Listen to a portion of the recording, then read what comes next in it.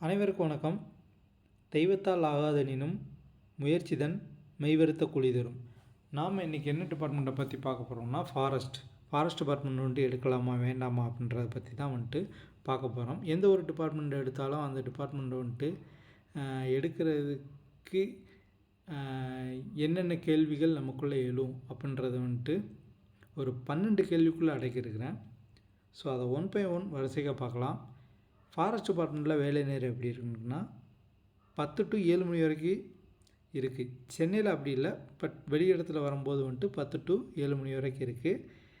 உங்களுக்கு இருக்கிற மேலதிகாரியை பொறுத்து வந்து அது 8 மணி கூட ஆகலாம். வேலையின் தன்மை வந்துட்டு நடுத்தரமாக தான் இருக்கும். வேலை வந்துட்டு பளு அதிகமாகவோ இல்லை வேலையே இல்லை அப்படின்ற மாதிரியான சூழ்நிலைகள் இருக்காது, நடுத்தரமாக இருக்கும். பெண்களுக்கு ஏற்ற துறையா? நிச்சயமாக ஏற்ற துறை தான். வேலை பளு இருக்குமான்னு கேட்டால் உறுதியாக வந்துட்டு இருக்காதுன்னு சொல்ல முடியாது, உறுதியாக இருக்குன்னு ரொம்ப பளு இருக்குன்னு சொல்ல முடியாது.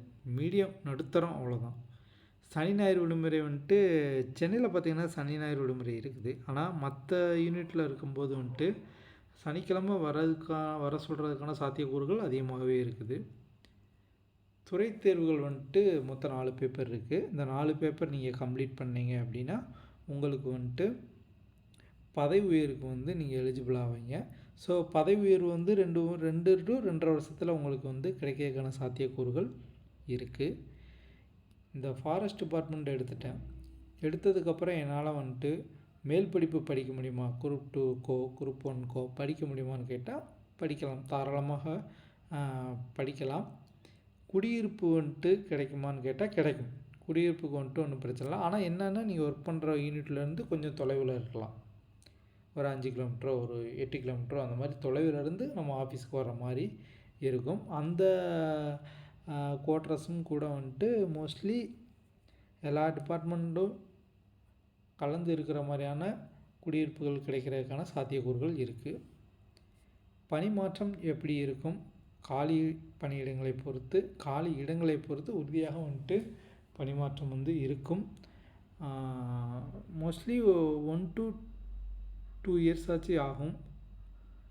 மரியாதை இருக்குமான்னு கேட்டிங்கன்னா இது பீப்புளோட சம்மந்தப்பட்ட டிபார்ட்மெண்ட் கிடையாது. இது ஒரு ஃபாரஸ்ட் வந்து வனம் சார்ந்த ஒரு துறையாக இருக்கிறதுனால வந்துட்டு மக்களோட வந்துட்டு டைப் இருக்காது, டச் இருக்காது. அதனால் வந்து அந்த அளவுகளை வந்துட்டு பெரிய டிபார்ட்மெண்ட் அப்படின்னு சொல்லிட முடியாது.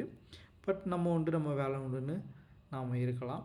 அரசியல் தலையீடு இருக்குமான்னு கேட்டிங்கன்னா உறுதியாக அரசியல் தலையீடுலாம் இருக்காது. நன்றி.